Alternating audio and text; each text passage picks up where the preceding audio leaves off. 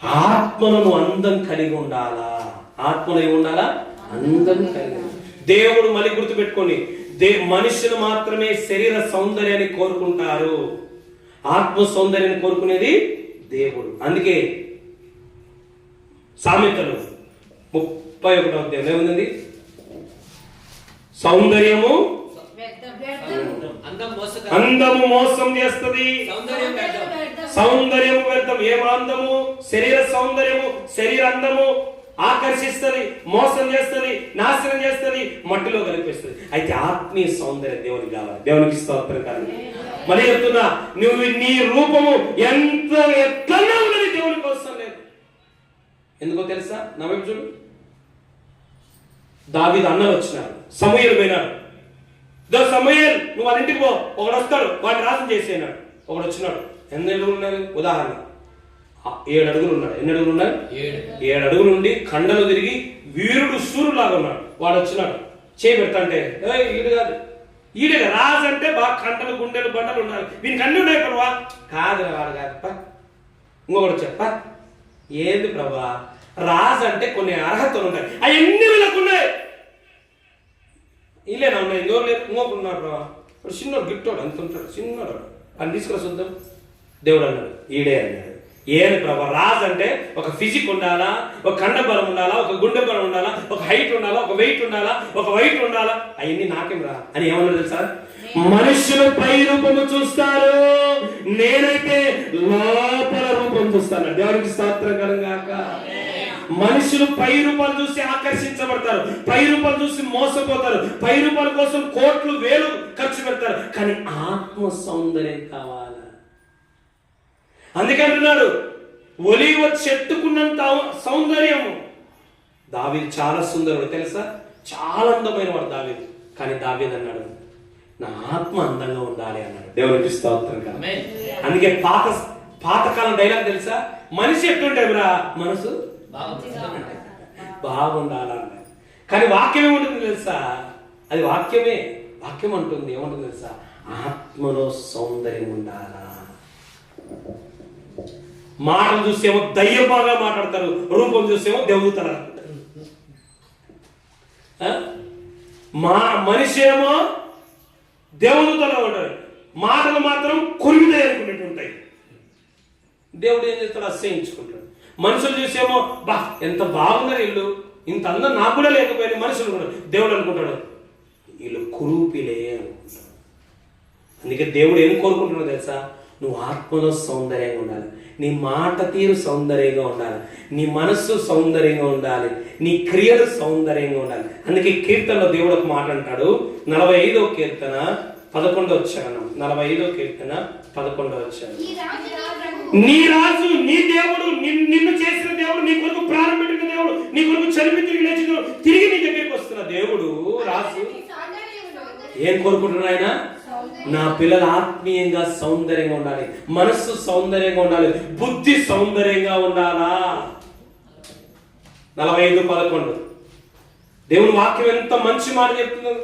లోక సౌందర్యం వ్యర్థం, సామెతలు 37:30. అది మన భర్తకు, భార్యకు, బిడ్డలకు, కుటుంబానికి అవసరం. కానీ దేవునికి ఆత్మీయ సౌందర్యం. ఈ రోజంట మన పేపర్కి వేసినారు, మనిషి అందము కొరకు కోట్లు ఖర్చు పెడుతున్నట్ట. ఎన్ని కోట్లు ఖర్చు పెడుతున్నట్ట. సినిమా హీరోలను ఒక్కసారి మేకప్ తీసి చూసారనుకో, మీ ఇంటి ముందు గుంతలు ఉంటాయి చూసినావా, అవన్నీ వాళ్ళ ముఖంలో పడితే వాళ్ళ ముఖంలో కనపడతాయి. ఏది మా ఇంట్లో పెట్టింది అనుకుంటూ చూసి. మంచిది, అందంగా ఉండడం తప్పు కాదు. మళ్ళీ చెప్తున్నానండి, అందంగా పుట్టడం తప్పు కాదు, అందంగా ఉండడం తప్పు కాదు. కానీ ఆత్మీయ అందం లేకపోవడమే తప్పు. అది వాక్యం చెప్పేది. దేవుడు అందం ఇచ్చినాడు, తప్పేముంది? దేవుడు మంచి అందమైన జీవితాన్ని ఇచ్చాడు, తప్పు కాదు.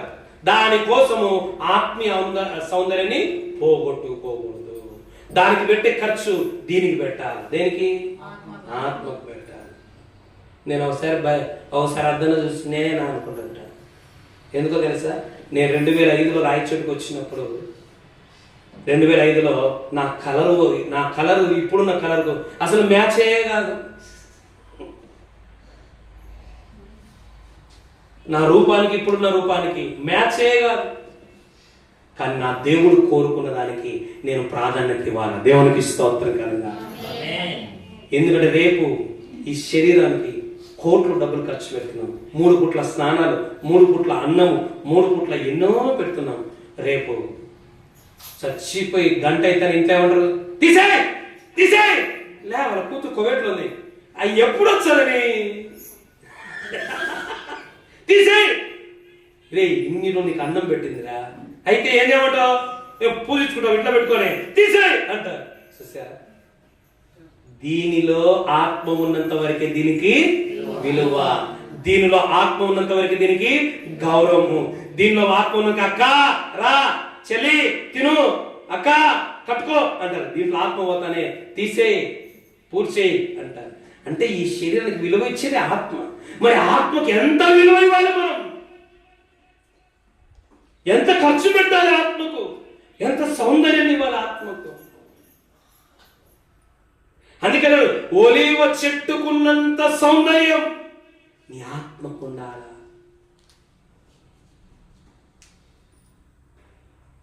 కుళ్ళిపోయే, కృషించిపోయే, పురుగులు పట్టే ఈ దేహానికి ఎన్నడూ నశించిన ఆత్మకు ఎంత తేడా ఉందో తెలుసా? శరీరానికి ఆత్మ విలువ ఇస్తుంది, ఆత్మకు శరీరం కాదు విలువ ఇచ్చేది. ఈరోజు నీకు ఒక వ్యక్తి విలువ ఇస్తున్నాడు, గౌరవిస్తున్నాడు, బంధాలు కలిగి ఉన్నాయి, విలువ ఇస్తున్నాడు నీలో ఉన్న ఆత్మను బట్టి.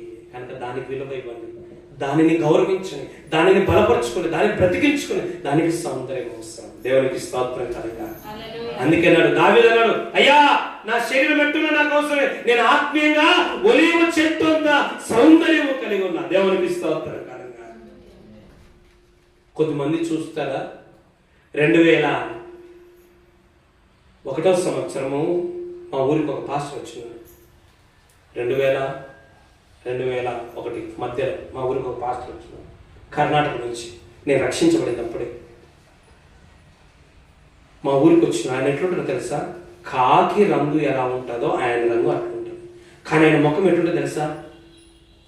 మెరిసిపోతుంటుంది. ఎందుకో తెలుసా? దేవుని ఆత్మ కళ ఆయన అర్థం. ఆత్మ కలిగిన వారి ముఖం ఎప్పుడు వెలిగిపోతూ ఉంటుంది. వాళ్ళు ఏ కళలన్నా ఉండని, ఆత్మ కలిగిన వారు, వాక్యం కలిగిన వారు, అభిషేకం కలిగిన వారు, వరములు కలిగిన వారు, ఫలము కలిగిన వారు ఎట్లనే ఉండని వారి ముఖంలో దైవ కళ, దైవ స్వభావం, దైవ పోలిక దగదగలాడుతుంది. దేవునికి స్తోత్రం కలుగుగా. మోషే కొండ మీద నుంచి దిగి వస్తున్నప్పుడు మోషే ముఖము ప్రకాశించుతున్నది. ఏం పుస్తున్న మోసే? ప్రార్థన. ఈరోజు మన ముఖాలు దైవ వెలుగుతో, అభిషేకముతో, వాక్యముతో మన ముఖాలు వెలిగిపోతుండాలా. 4వ విషయం, ఒలీవ చెట్టుతో ఎందుకు పోల్చుకున్నాడు దావీదు అంటే, ఒలీవ చెట్టు జీవం కలిగి ఉంటుంది. మనం ఆత్మీయ జీవం కలిగి ఉండాలి. ఒలీవ చెట్టు ఎదుగుదల కలిగి ఉంటుంది. మనం ఆత్మలో ఎదగాలి. ఒలీవ చెట్టు సౌందర్యం కలిగి ఉంటుంది. మనం కూడా ఆత్మలో సౌందర్యం కలిగి ఉండాలి, గుణములో సౌందర్యం కలిగి ఉండాలి, మనస్సులో సౌందర్యం కలిగి ఉండాలి, క్రియలలో సౌందర్యం కలిగి ఉండాలి. 4వదిగా ఇర్మియా గ్రంథము 11వ అధ్యాయం 16వ వచనం. ఇర్మియా 11:16. అది చక్కని ఫలములు గల. 4వదిగా ఒలీవ చెట్టు అంట పుచ్చిపోయిన ఫలాలు కాదు. ఏం ఫలాలు? చక్కని ఫలాలు కలిగి ఉంటుంది. 4వదిగా ప్రతి క్రైస్తవుడు కూడా ఆత్మ ఫలాలు కలిగి ఉండాలి. ఏ ఫలాలు కలిగి ఉండాలి? చెట్టు ఉంది, కాయలు ఎంత, దానికి విలువ ఉందే? ఏ విలువ ఉండదు. మళ్ళీ చెప్తున్నాను, నువ్వు రక్షణ పొంది, మారు మనసు పొంది, బాప్తిస్మం పొంది, బల్ల తీసుకుంటూ నీవు ఫలము లేకపోతే ఏమన్నా ఫలించని ప్రతి చెట్టు నరికి పొయ్యిలో వేయబడును. వేయబడును కాదు, పొయ్యి అనగా నరకములో. అందుకే మారు మనస్సుకు తగిన ప్రతి బిడ్డ నువ్వు ఫలించాలా. ఆ ఫలము కాయాలి నీలో. నువ్వు ఒలీవ చెట్టు వలె ఉండాలి. దేవుడు మందిరంలో ఉన్నావు. ఎక్కడ చెట్టు? ఎక్కడుంది? ఎక్కడుంది చెట్టు? దావీదు అన్నాడు, నేను దేవుని మందిరంలో పచ్చని ఒలీవ. దేవుని మందిరంలో నీవు చర్చికి వచ్చిన ప్రతి ఒక్కరు నీలో ఏం చూడాలా? ఫలాలు చూడాలి. ఏం చూడాలా? ఫలాలు చూడాలా. అందుకే సంఘం మందిరములోనే నువ్వు చెట్టు. ఎందుకంటే మందిరంలో వచ్చే వాళ్ళందరూ ఆ ఫలాలు చూడాలా. ఏ ఫలాలు? అవి కూడా చక్కని ఫలాలు. చెట్టుకు, ఒలివ చెట్టుకు కాయలు ఉన్నట్టుగానే నీకు కూడా ఈ ఫలాలు ఉండాలి. ఏం ఫలాలు ఇవి? గలతీ 5:22 చదవండి. గలతీ పత్రిక. చర్చికి వచ్చిన వాళ్ళందరూ నీలో చూడాలి ఇవి. అయితే నీలో ఉండాలి. నీ పాటలు, నీ వాక్యము, నీ ప్రసంగాలు, నీ కానుకలు, నీ భాషలు, నీ ప్రవచనాలు, నీ దర్శనాలు అవి కాదు ముఖ్యమేడా. అయితే ఆత్మఫలం ఏమనగా ఏముండాలా? నువ్వు చెట్టు అయితే నీకు కాయాల్సిన మొదటి కాయ ఏం కాయ? అది ప్రేమ. పౌలు ఏమన్నాడు తెలుసా? 1 కొరింథీ 13:1 ప్రేమ లేని వారనైతే నేను భాషలు 100,000 భాషలు మాట్లాడు, ఎవడు కావాలి నీకు ప్రేమ లేకపోతే? 1000 ప్రవచనాలు చెప్పు, ఎవడు కావాలి నీ ప్రవచనాలు ప్రేమ లేకపోతే? భాషలైనను ప్రవచనాలైనను నా ఆస్తి అంతా పేదలకు ఇచ్చిన ప్రేమ లేకపోతే కొద్దిమంది ఆరాధనలో నిలబడితే మొదలు అయిపోయిన భాషలు మాట్లాడుతూనే ఉంటారు. తప్పు కాదు, పొందుకోండి, భాషలు పొందుకోండి, వరాలు పొందుకోండి. కాకపోతే ప్రేమ లేని భాషలు వ్యర్థమనిలే, వేస్ట్ అన్నాడు. ఏమన్నాడు? యారలేని ప్రవచనాలు, యారలేని భాషలంతా ఉలకవచ్చు అంటారు ప్రార్థనలో, ఆరాధనలో. తప్పు కాదు, కానీ ప్రేమ లేకపోతే అవి వేస్ట్. ప్రేమతో ఉంటే అవి చాలా కాస్ట్. ప్రేమ లేకపోతే వేస్ట్. భాష్యాలైన, ప్రవచనాలైన, దర్శనాలు. ప్రేమ ఉంటే చాలా విలువైనవి.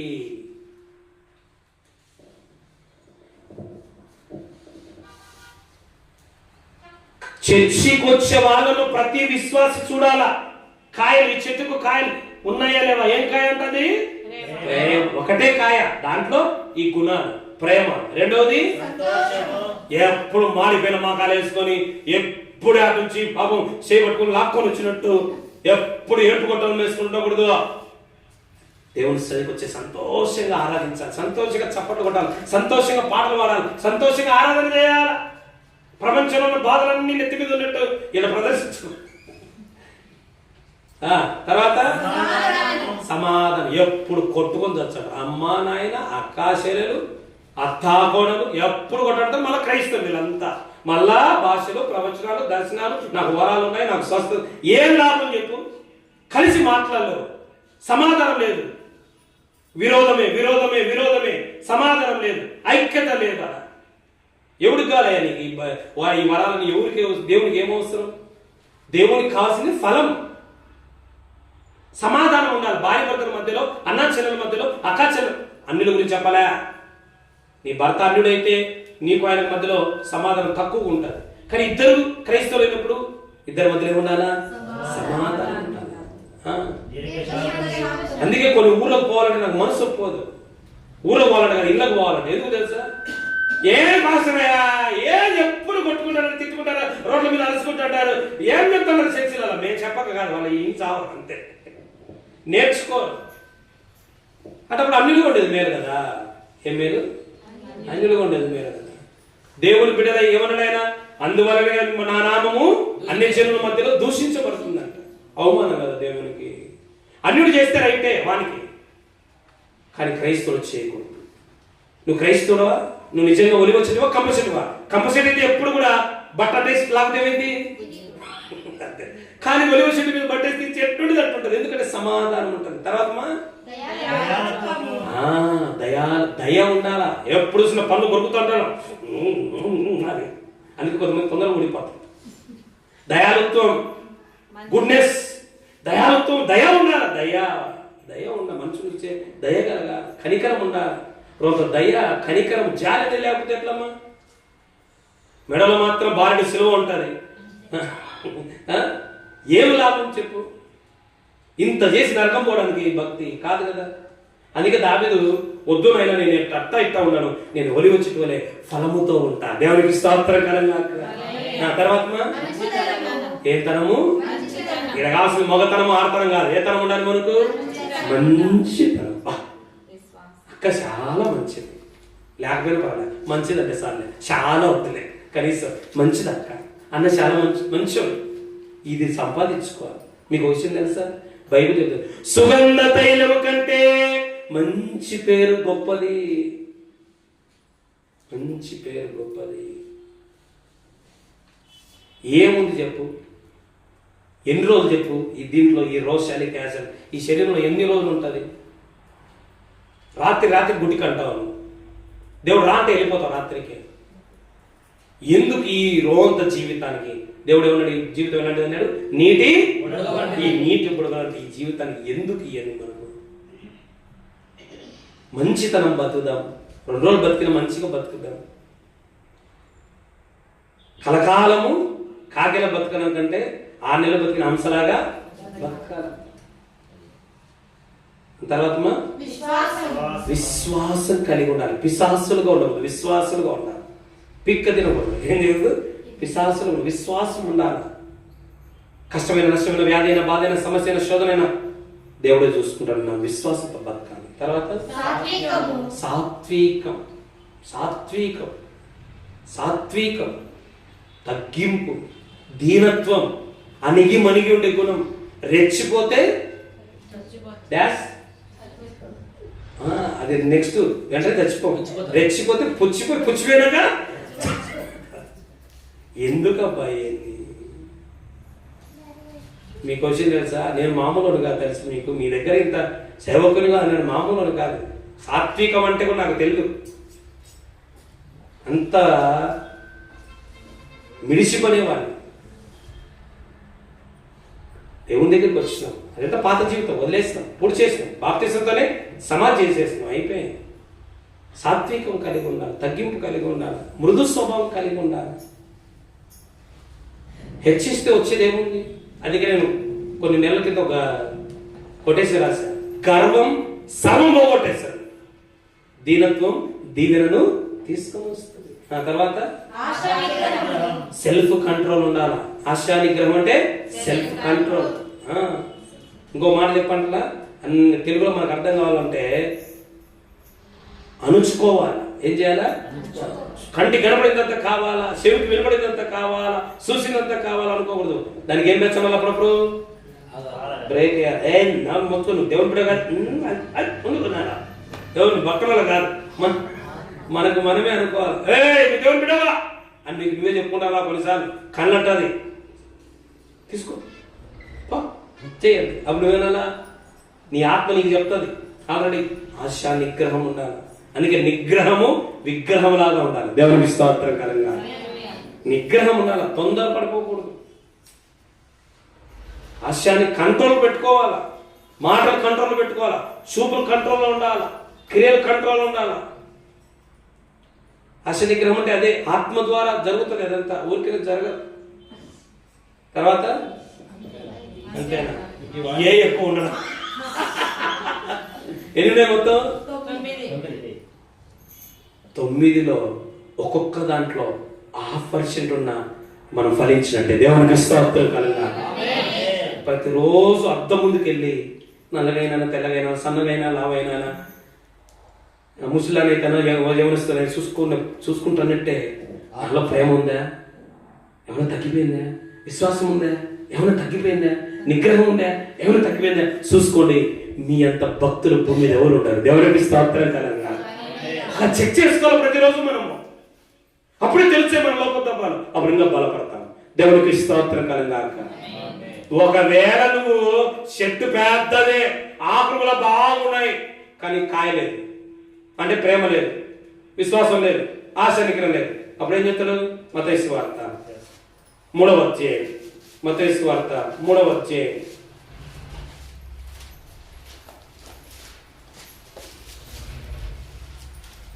10వ వచనం. ఎక్కడ ఉందంటే గొడ్డలి? ఇప్పుడే గొడ్డలి. మంచి ఫలము, ఆత్మ ఫలము, ఈ 9 లక్షణాలు లేని ప్రతి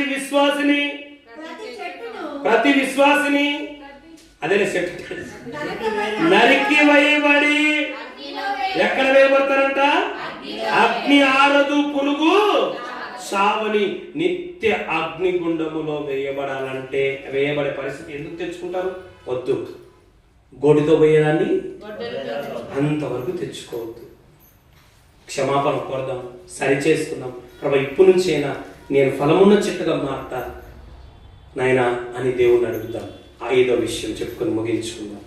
5వదిగా నిర్గమాకాండం 27:20. నిర్గమాకాండం 27:20.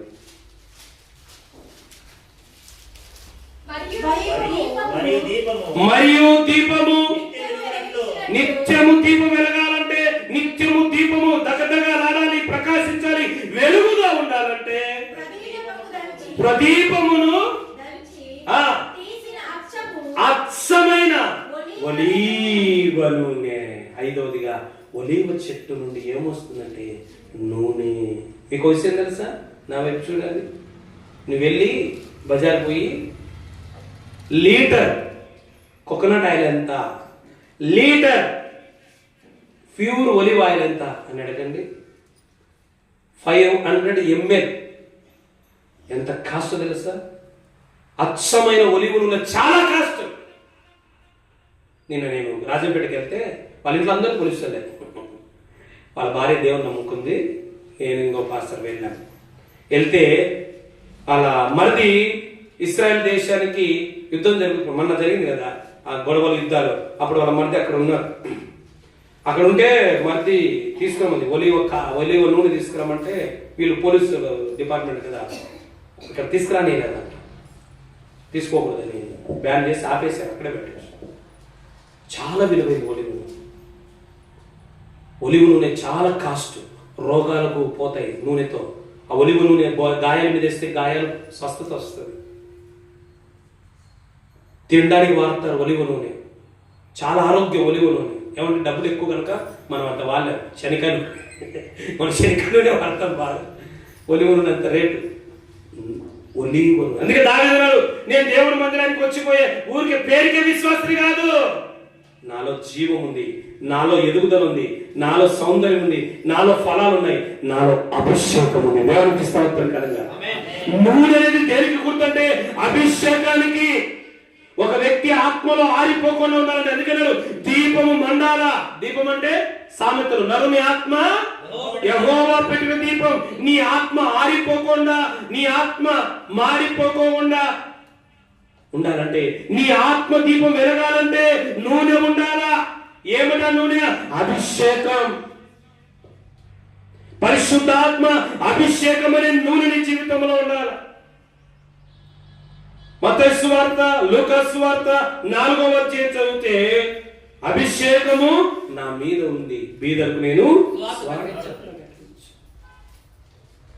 దావీదును తీసుకొచ్చి సమూయేలు కొమ్ముతో నూనె నూనె అభిషేకానికి గుర్తు.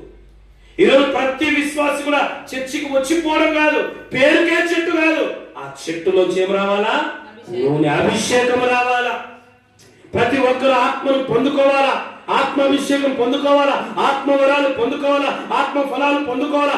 ఆత్మలో నిత్యము మండుచు ప్రకాశించు దీపములాగా, యోహానులాగా ఉండాలి. దేవునికి స్తోత్రకరంగా. మళ్ళీ చెప్తా, నా వైపు చూడండి. కొత్త బండి ప్రార్థన చేయండి. బండి తీసుకోవాలనుకుంటున్నా, డబ్బులు లేవు, మీరేమి ఇవ్వద్దులే, జాలిపడి నా మీద. ఎందుకంటే చర్చికి కట్టాల్సినవి చాలా ఉన్నాయి, కానీ ఇప్పుడు తప్పని పరిస్థితి. కనీసం ఈఎంఐలోనైనా బండి తీసుకుందాం అనుకుంటే, ఎందుకంటే సేవకు దూర ప్రాంతానికి వెళ్ళడానికి ఇబ్బంది అయిపోతా ఉంది. సువార్తకు తీసుకుందామంటే అంత బడ్జెట్కి ఇబ్బంది అయిపోతుంది కనుక అనుకుంటాను. కొత్త బండి షోరూమ్ నుంచి తీసుకొచ్చినాం. ఊరికే పోలికే, దానికి అర్థం తీయాలి. పోలికే కొత్త బండి తీసుకొని వచ్చిన. టైర్లు సూపర్ ఉన్నాయి, లైట్లు సూపర్గా ఉన్నాయి, బండి మొత్తం ధూమ్ధామ్గా ఉంది. ఇప్పుడు నడవాలి, ఏం కాదు దానికి. నీకు విశ్వాసం ఉంది, నీకు ప్రార్థన ఉంది, నువ్వు బైబిల్ బాగా చదువుతావు, నువ్వు పాటలు బాగా చెప్తావు, నువ్వు వాక్యం కూడా బాగా చెప్తావు, నువ్వు ఆరాధన కూడా బాగా చేస్తావు. కానీ అవన్నీ టైర్లు ముందుకు పోవాలన్నా, లైట్లు ఎలగాలన్నా, గమ్యం చేరాలన్నా ఏముండాలి దాంట్లో? నీ ప్రార్థన పని చేయాలన్నా, నీ విశ్వాసం పని చేయాలన్నా, నీ ఆరాధన బలంగా ఉండాలన్నా ఆయన ఉండాలా. అదే అభిషేకం. దేవునికి స్తోత్రం. ఎంత నమ్ముతాను అనుకున్నావు? దానికి ఆయన లేదు. ఆయన ఉంటే నీ నమ్మకం పనిచేస్తుంది, ఆయన ఉంటే నీ ప్రార్థన పనిచేస్తుంది, ఆయన ఉంటే నీ విశ్వాసం పనిచేస్తుంది. అదే అభిషేకం.